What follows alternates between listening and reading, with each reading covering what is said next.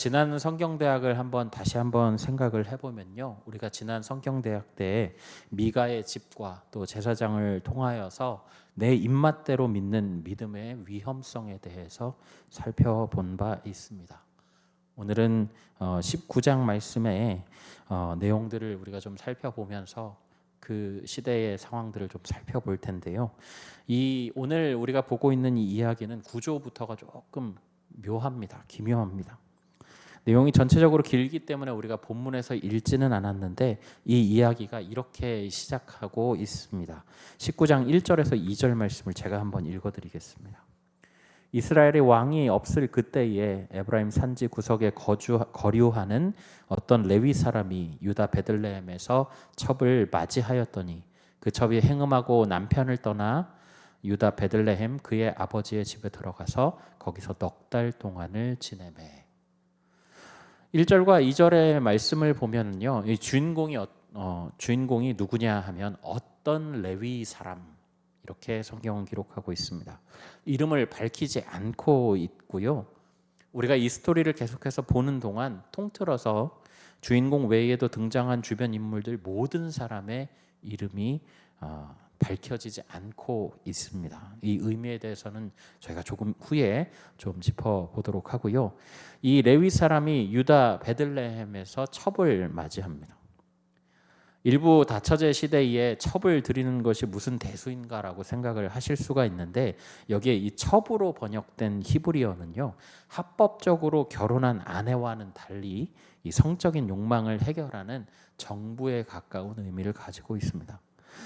예전에 우리가 살펴보았던 아비멜렉 역시도 이 기드온의 첩으로부터 태어난 사람이다라고 하는 것을 우리가 좀 상기시켜 보면 그 시대에 이 첩을 두는 것이 그렇게 흔한 일이었던 것 같습니다. 그런데 문제는 그가 레위인이라는 거예요. 레위인에게는 엄격한 결혼 규례가 있었습니다. 고결한 성품을 지닌 처녀와 결혼해야 하고 창녀나 이혼한 여인과 결혼해서는 안 되었죠. 이 첩은 창녀와 다름없는 비슷한 개념을 가지고 있었기 때문에 이 레위인은 지금 레위인의 규례를 어긴 겁니다. 그러면 레위인에게는 왜 이렇게 규례가 엄격하냐 하면, 레위인들이 주로 제사에 관련된 일을 담당하는 이 거룩함을 담당하고 있는 족속들이기 때문이죠. 이렇게 레위인의 규례를 어겨가면서 둔 그런 첩이었는데, 이 여인이 말씀에 보면 행음하고 남편을 떠났다 이렇게 말합니다. 여기에 행음이라고 번역된 히브리어는요, 행음하다라는 뜻도 있지만 다른 의미로는 미워하다, 싫어하다 이런 의미가 있다고 합니다. 학자들마다 의견이 좀 다릅니다. 어떤 사람들은 이 여인이 진짜로 말 그대로 지금 개역개정에 나온 대로 행음을 해서 갔거나, 그렇지 않다면 다른 경우에는 어떤 경우냐면 남편의 귀책 사유 때문에 남편이 싫어져서 집을 떠나서 친정으로 돌아갔다 이런 의미가 있는데, 최근의 경향들을 보면 이 귀책 사유가 있기 때문에 처가로 집으로 친정으로 돌아갔다라고 하는 의견이 우세합니다. 친정에서 4개월을 있었습니다. 그리고 남편이 이 여인을 달래서 데려오기 위해서 처가를 방문하게 되죠. 장인이 이 남자를 굉장히 귀하게 대접을 하는데 약간은 지나칠 정도로 융숭한 대접을 받습니다. 3일째 되는 날 떠나려고 했더니 오늘 떠나지 말고 떡을 먹고 좀 하면서 기력을 차린 후에 내일 떠나라. 또 4일째 됐을 때도 똑같이, 5일째 됐을 때도 똑같이 이렇게 계속해서 붙잡는 그런 약간은 지나칠 정도의 융숭한 대접을 받게 된 끝에 5일 만에 이제 집으로 돌아가는 그런 여정을 거치게 되죠. 오늘 본문을 보면 그 돌아가는 과정에 있었던 끔찍한 일을 다루고 있습니다. 날이 저물 무쯤에 출발을 해서 길을 가다 보니까 이제 밤이 된 것이죠. 그래서 함께 한 종이 주인에게 이렇게 얘기합니다. 우리가 그 여부스에 들어가서, 여부스라는 도시에 들어가서 밤을 지내자 이렇게 권하는데, 주인이 뭐라고 얘기를 하냐면 여부스는 이방 민족이 지배하고 있는 영토이니 우리는 그곳에 가지 않을 것이다. 이 이스라엘 백성들이 있는 이 도시인 기브아에 이르러서 그곳에서 휴식을 할 것이다라고 이야기를 하죠. 어떤 학자는 이 부분에 대해서 이방인들보다는 동족이 있는 땅이 훨씬 더 안전하고 좋은 대접을 받을 수 있다라고 생각을 해서 판단한 것이라고 이야기를 합니다. 어떤 이유였던지 간에 이 기브아에 들어서게 되는데 아무도 이 레위인 일행을 반갑게 맞이하지 않았던 것이죠. 이방인 마을에서도 있을 수 없는 일이 이스라엘의 성읍에서 일어났습니다. 하마터면 이들 일행은 노숙을 해야 되는 그런 상황이 된 것이죠. 그때 오늘 본문에 에브라임 산지 사람이라고 하는 노인이 나타납니다. 그래서 이들을 집으로 맞이하게 되죠. 발을 씻기고 음식을 내와서 함께 먹고 마십니다. 그런데 그때에 이 사건이 발생하게 됩니다. 우리 22절 말씀을 함께 읽어보실까요? 22절입니다. 함께 읽겠습니다. 그들이 마음을 즐겁게 할 때에 그 성읍의 불량배들이 그 집을 애워싸고 문을 두들기며 집주인 노인에게 말하여 이르되 내 집에 들어온 사람을 끌어내라. 우리가 그와 관계하리라 하니. 성읍에 있는 불량배들이 집을 애워쌉니다. 그리고는 이 집에 지금 손님으로 온 사람, 즉 이 레위 사람을 끌어내라고 이야기를 합니다.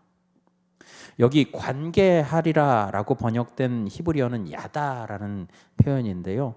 소돔과 고모라에서 동네 사람들이 롯에게 천사를 내놓아라, 우리가 그와 관계하리라라고 했을 때에 사용했던 단어입니다. 또 다른 용례를 보면 아담이 하와를 야다했더니 하와가 아들을 낳았다라고 할 때에 쓰여진 단어입니다.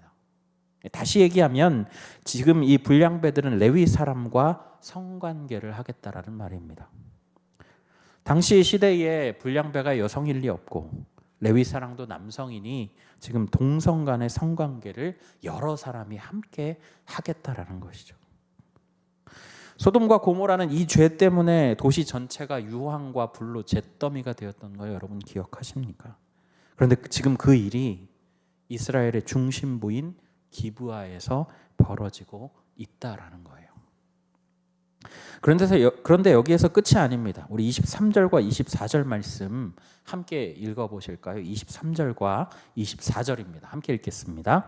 집주인 그 사람이 그들에게로 나와서 이르되 아니라 내 형제들아 청하노니 이 같은 악행을 저지르지 말라. 이 사람이 내 집에 들어왔으니 이런 망령된 일을 행하지 말라. 보라, 여기 내 처녀딸과 이 사람의 첩이 있은즉 내가 그들을 끌어내리니 너희가 그들을 욕보이든지 너희 눈에 좋은 대로 행하되 오직 이 사람에게는 이런 망령된 일을 행하지 말라 하나. 여러분, 지금 말씀을 우리가 읽고 있는데, 분명히 한글을 우리가 읽고 있는데 읽어도 이게 도대체 무슨 뜻인지 이해할 수가 없습니다. 어질어질하죠. 집주인이 불량배들에게 뭐라고 얘기하냐면 손님을 건드리지 말라라고 이야기합니다. 그 당시에 이 손님의 중요성에 대해서는 이제 손님을 환대하는 그런 문화가 있었고요. 그리고 롯이 천사들을 맞이했던 그런 전례가 있기 때문에 혹시 천사이거나 하나님이 보내신 신이서 보낸 사자일 수도 있다라고 생각을 해서 근동 지방에서는 이 손님을 대접하는 것을 굉장히 중요하게 생각을 하거든요. 그런데 그것까지는 우리가 이해를 할 수 있습니다. 그 손님을 건드리지 말라라고 얘기하는 것은 우리가 이해할 수 있는데 그 뒤에 자기의 처녀 딸과 이 사람의 즉 레위인의 첩을 밖으로 끌어낼 테니 너희 마음대로 해라.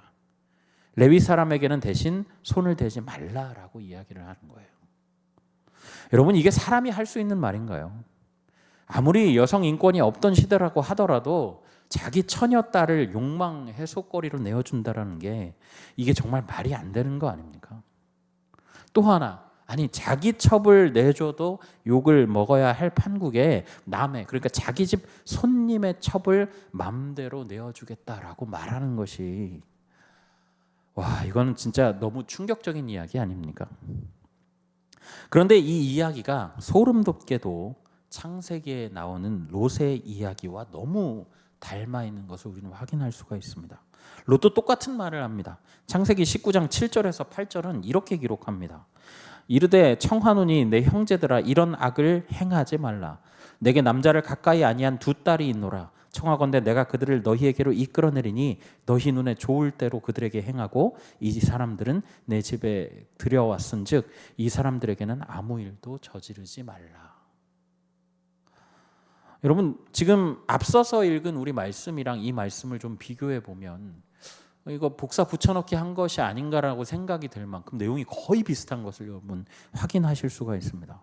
롯이 자기 두 딸을 내놓을 테니 천사에게는 아무 짓도 하지 말라라고 간청을 하죠. 이것이 혹시 멸망당할 집, 멸망당할 나라의 특징일 수도 있겠다는 생각을 할 만큼 이 내용이 닮아 있는 것을 우리가 볼 수 있습니다. 아무리 손님이 중요해도 가족보다 소중할까요? 그것도 아브라함의 조카 아닙니까, 롯이? 오늘 본문에 나오는 집주인도 그렇고 심지어는 이 기브아의 불량배들도 하나님의 백성이라는 것이죠.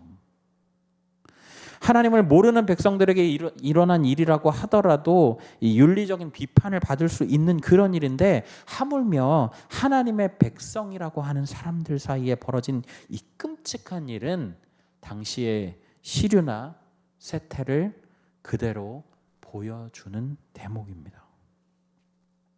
그리고 그렇게 말해도 불량배들이 말을 듣지 않죠. 그러자 레위 사람은 굉장히 충격적인 결정을 하게 됩니다.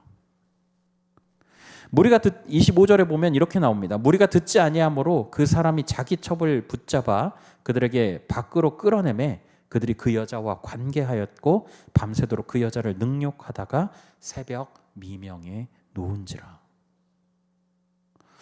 이 사람도 정말 이상한 사람인 게 뭐냐면 이 여정을 시작한 이유가 뭐였습니까?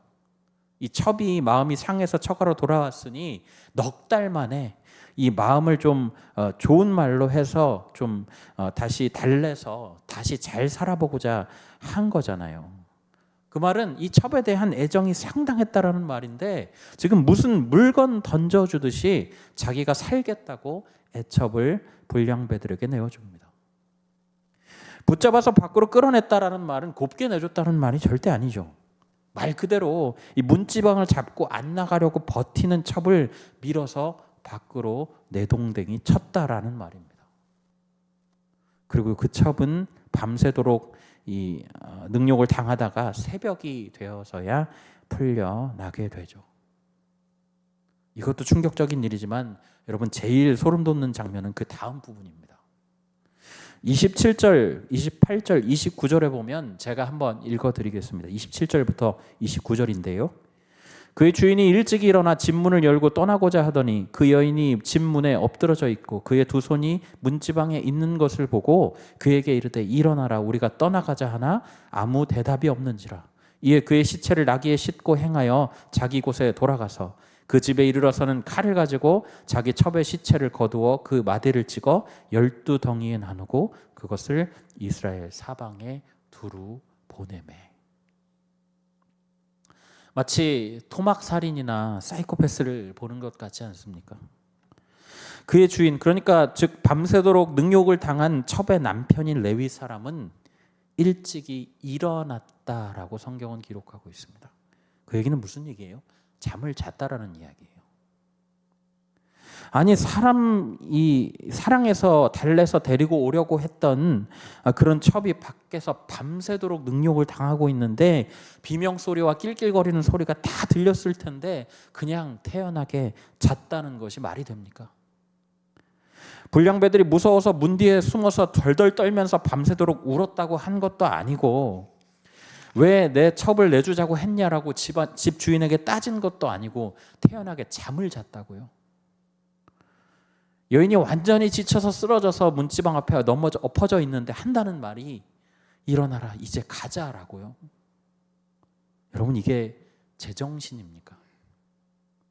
정말로 사람을 사람으로 보지 않고 재산으로 봤다고 하더라도 이건 너무 심한 거 아닌가요? 아주 충격적이게도 성경은 아주 건조한 필체로 레위 사람이 그녀의 시체를 나귀에 싣고 집에 갔다라고 기록합니다.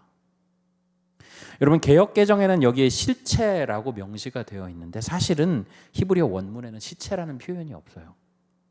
그러니까 혹 그녀는 살아 있을 수도 있었는데 별다른 치료나 또 구호 조치가 전혀 없이 첩을 그냥 나기 위해서 죽게 내버려 두었다라고 하는 추론도 가능한 상황입니다. 그리고 집에 도착하자 첩의 시체를 거두어서 마디마디를 잘라서 12덩이로 만들어서 이스라엘 12지파에게 보냈다고 합니다.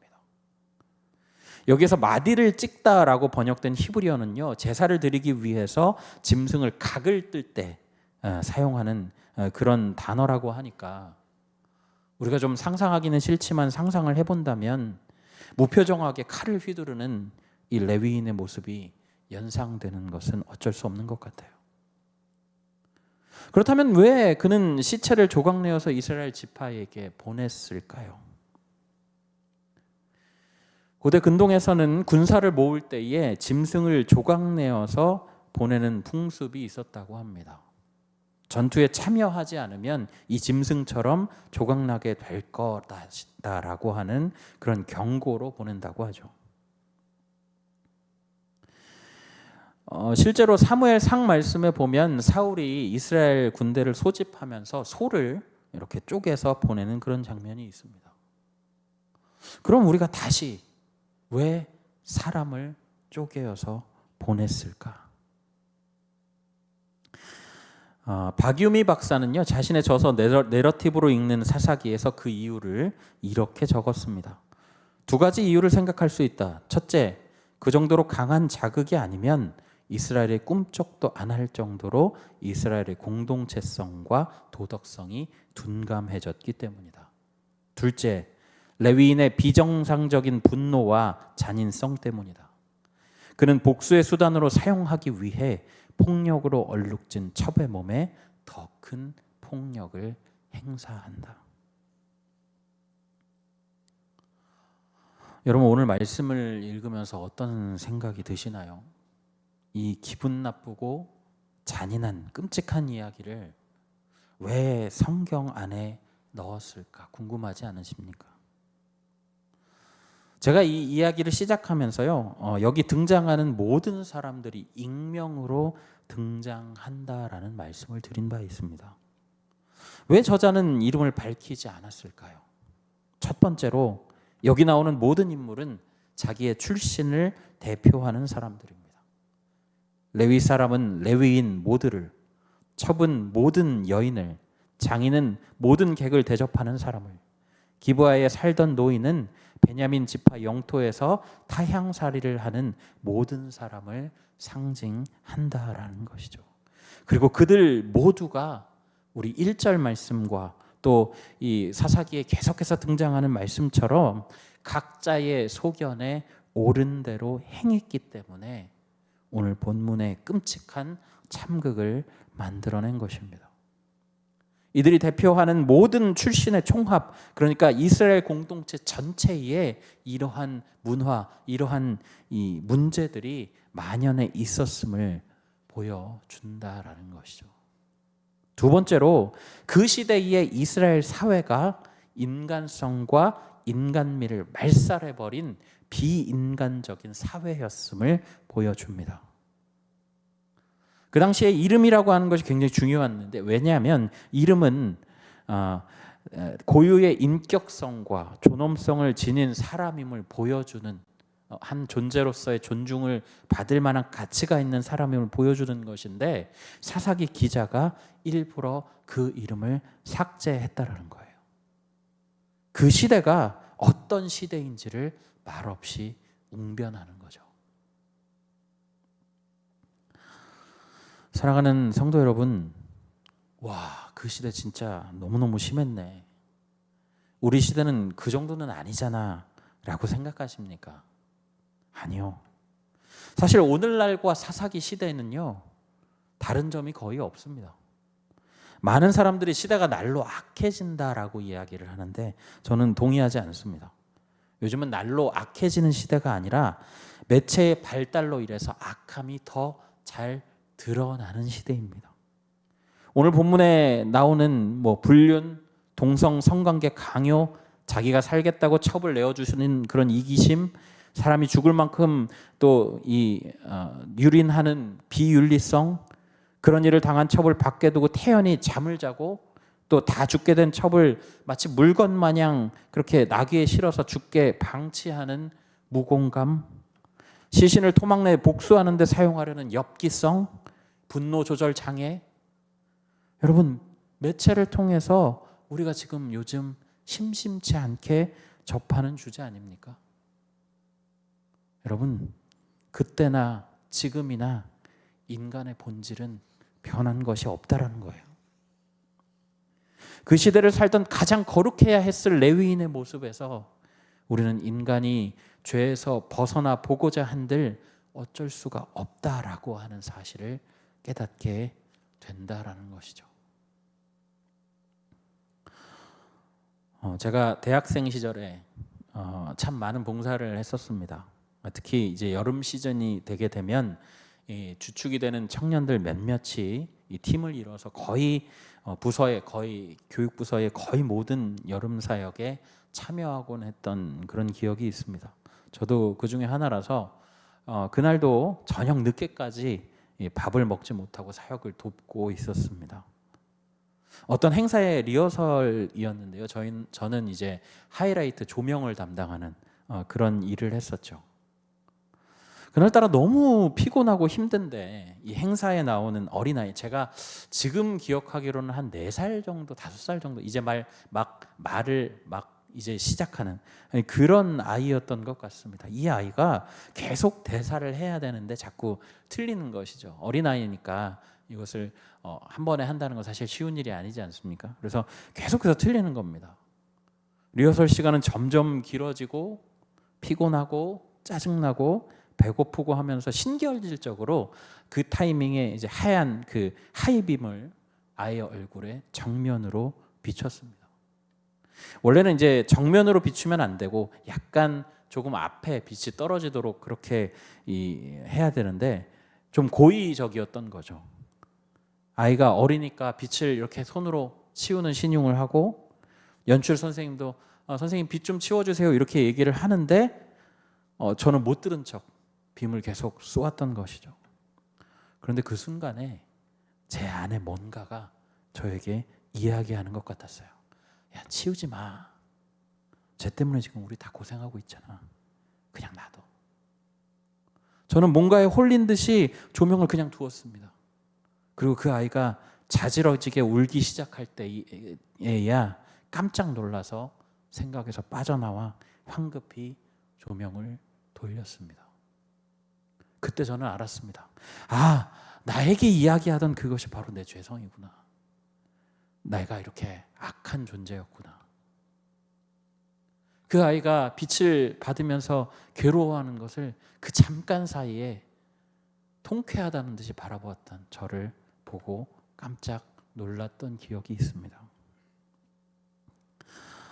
여러분, 인간은요, 악하기 짝이 없는 존재입니다. 20세기의 선지자라고 불렸던 에이든 토저는 그의 책인 지저스에서 인간의 약함을 이렇게 표현합니다. 우리가 정직하다면 이렇게 고백해야 한다. 나는 죄에 빠졌다. 죄와 함께 놀았고 죄를 품에 안았다. 죄가 나를 찔렀고 죄의 바이러스가 내 인생의 강에 흘러 들어왔다. 내 마음의 상태를 바꾸어 놓았고 내 판단에 영향을 주었다. 고백하건대 나는 죄와 고의적으로 협력했다.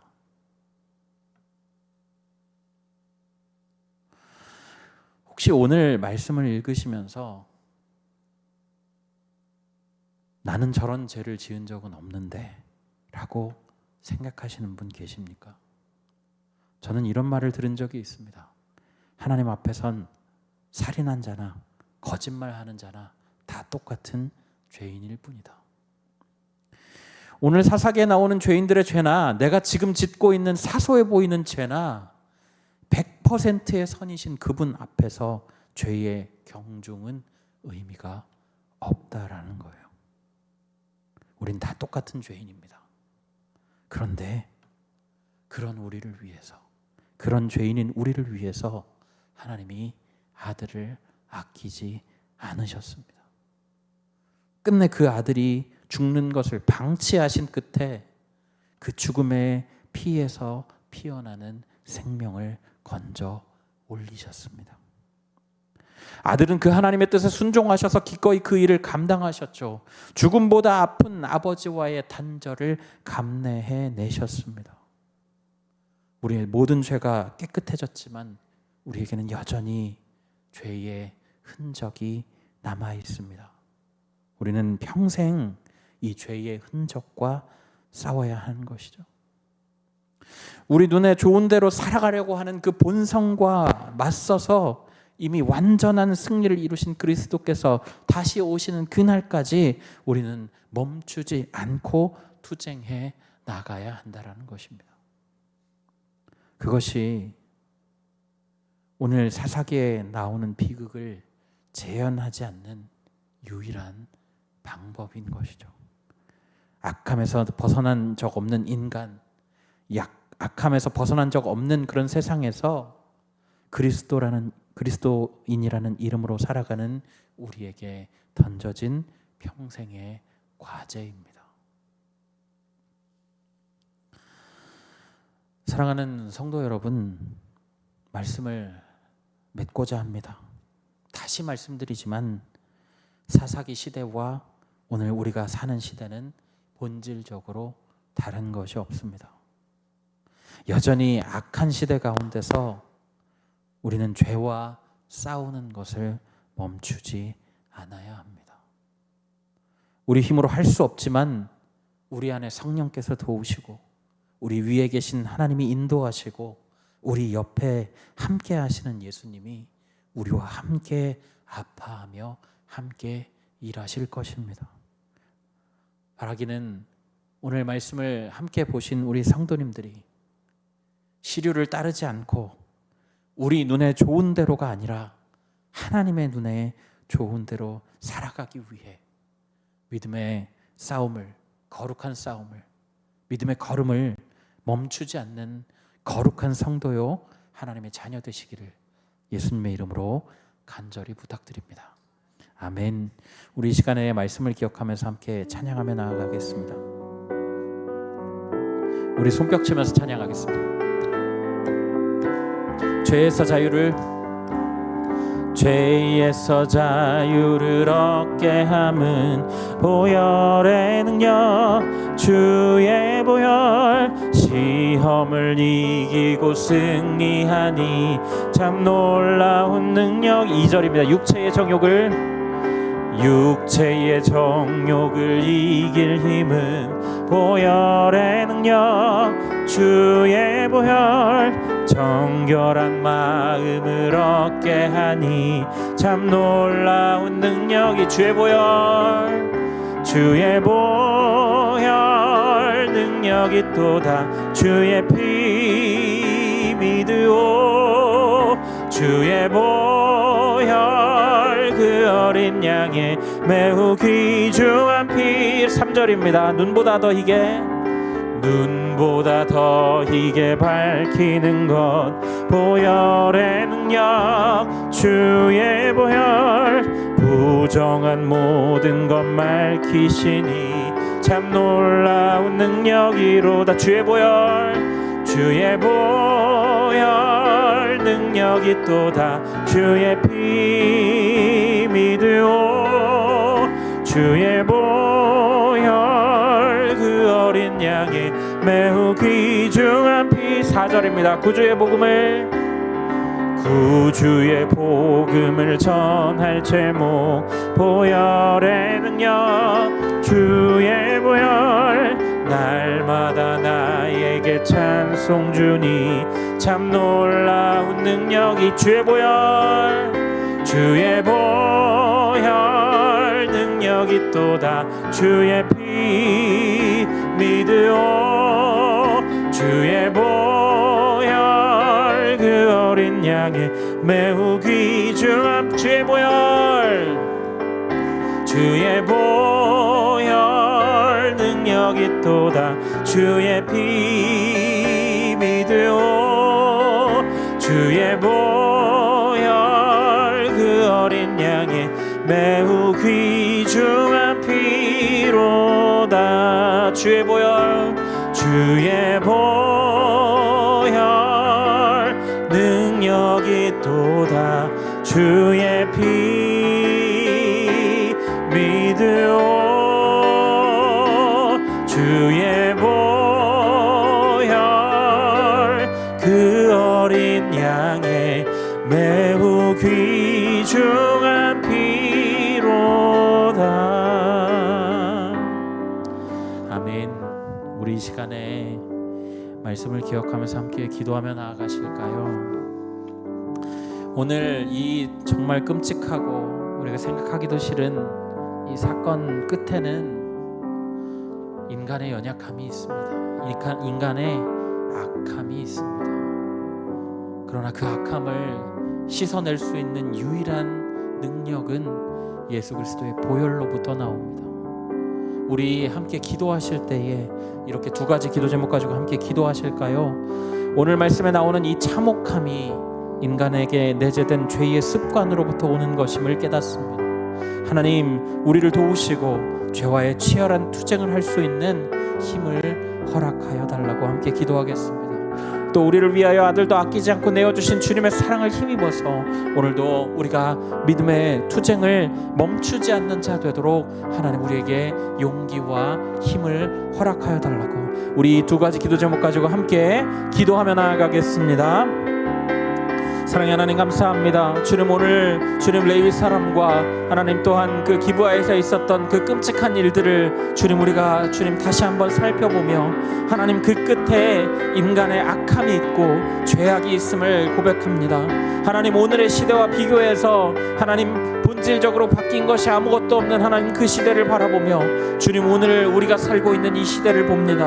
하나님, 그 요소들이 그대로 살아있고 그대로 나타나는 하나님 이 시대 가운데서 하나님 우리가 죄에 묶이지 아니하고 그 죄에 멈추지 않을 수 있는 것은 예수 그리스도께서 우리를 위하여 십자가를 지셨기 때문입니다.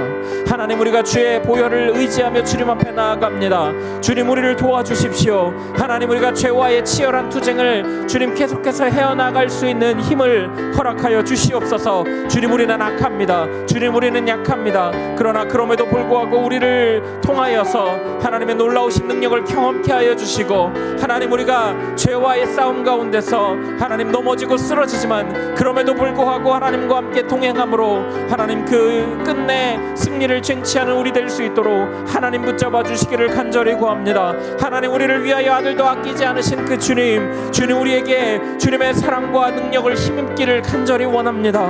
주님, 우리가 그 힘을 힘입어서 주님 이 믿음의 투쟁을 멈추지 않는 자들 되게 하여 주셔서 주님이 다시 오시는 그날에 착하고 충성된 종으로 칭찬받는 우리 될 수 있도록 하나님 붙잡아 주옵소서. 삶에서 작고 사소한 것들로부터 주님 우리의 마음을 지키기를 원하고 하나님, 우리가 죄로부터 벗어나기를 간절히 원하오니 하나님, 우리가 주님 하나님의 크신 능력으로 하나님 그 믿음의 걸음을 걸어가기를 간절히 원합니다. 하나님, 우리를 붙잡아 주시고 인도하여 주옵소서. 하나님 아버지, 오늘 사사기의 말씀을 보니 주님 오늘날의 모습과 본질적으로 전혀 다르지 않은 그런 모습임을 보게 됩니다. 그러면서 주님 우리 자신을 돌아봅니다. 주님, 죄에 빠져있는 이 세상, 공중 권세 잡은 자가 죄로 유혹하고 공격하고 넘어뜨리는 이 세상 가운데서 그러나 우리를 위하여 아들을 아끼지 않으신 하나님의 사랑, 아버지의 말씀에 순종하여 보혈을 흘려 우리의 죄를 깨끗게 하신 그 예수님의 힘을 힘입기를 원합니다. 주님, 우리에게 주님 세상을 살면서 주님 그 죄와의 치열한 투쟁을 주님 할 수 있는 힘을 허락하시고 하나님 그 투쟁을 주님 다시 오시는 그날까지 멈추지 않는 자로 살아가기를 원합니다. 죄악된 인간, 죄악된 세상, 그러나 그 너머에서 우리를 붙드시고 우리 안에 계시며 주님 우리와 함께 하시는 그 하나님의 능력을 힘입어 오늘도 죄와 투쟁하며 살아가는 우리 될 수 있도록 한 사람 한 사람 붙잡아 주옵소서. 감사드리옵고 예수 그리스도의 이름으로 기도하옵나이다. 아멘. 축도 이후에는 또 환우들과 또 유학자들과 또 기도 제목이 또 우리 후원하는 기관과 교회들 선교사님을 위한 그런 기도 제목이 또 나올 것입니다. 여러분 보시고 축도 이후에 함께 기도하신 후에 또 자유롭게 돌아가시면 되겠습니다. 하나님의 복을 받겠습니다.